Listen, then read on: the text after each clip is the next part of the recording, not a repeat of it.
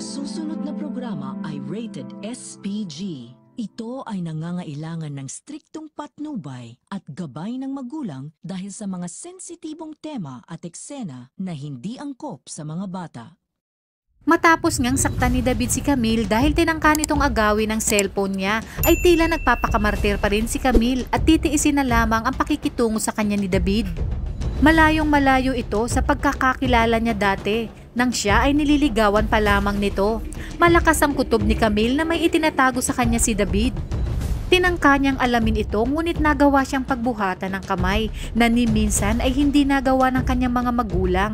Gustuhin mang bumalik ni Camille sa kanyang mga magulang ngunit hindi niya magawa dahil mas pinili niyang sumama kay David. Sa pag-aakalang maitataguyod niya ng maayos ang kanyang pagbubuntis kay David. Ngunit habang tumatagal ay unti-unti niyang nalaman ang tunay na kulay ni David na masyadong mapagmataas at arogante sa loob ng kanilang pamilya.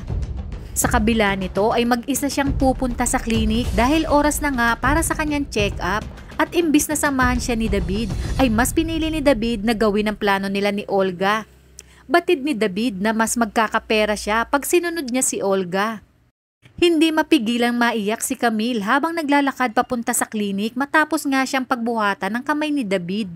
Dito nga ay hindi inaasahang makita niya ang kanyang mga magulang. Agad nahihinto ang sasakyan at nakumpirma nila na si Camille ito. Awang-awa sila na makita nila ang itsura ni Camille na may mga pasa sa muka at umiiyak. Agad na itatanong ng kanyang ama kung sino ang may gawa nito kay Camille at bakit ganoon na lamang ang itsura niya. Awang-awa naman ang kanyang ina dahil sa kalagayan nitong si Camille. Sa una ay ayaw sabihin ni Camille ngunit di kalaunan ay inamin ni Camille na si David ang may gawa sa kanya kung bakit siya may mga pasa sa mukha. Kaya naman agad nilang sinamahan si Camille sa presinto upang ireklamo si David. Magugulat naman si Rigor sa pagdating ni Camille. Formal silang naghain ng reklamo sa women's desk kung saan may kaparusahan ang mga mapang-abuso sa kababaihan. At nang tinanong na si Camille kung sino ang may gawa sa kanya ay hindi siya makasagot dahil alam niyang naroroon si Rigor. Ngunit pinilit siya ng kanyang ama kaya wala na siyang nagawa kundi sabihin na si David Dimagiba ang nanakit sa kanya. Di naman makapaniwala si Rigor na magagawa ito ni David kung kaya't sinabi niya kay Camille na kailangan nilang mag-usap ni David. Magkakasagutan si Rigor at ang tatay ni Camille. Maya-maya pa ay sasabat sina Sacmonte at Jacobe na nakita nila si David na may ibang kasamang babae sakay ng isang mamahaling sasakyan. Kung kaya't dito natuldukan ang hinala ni Camille na may ibang babae si David.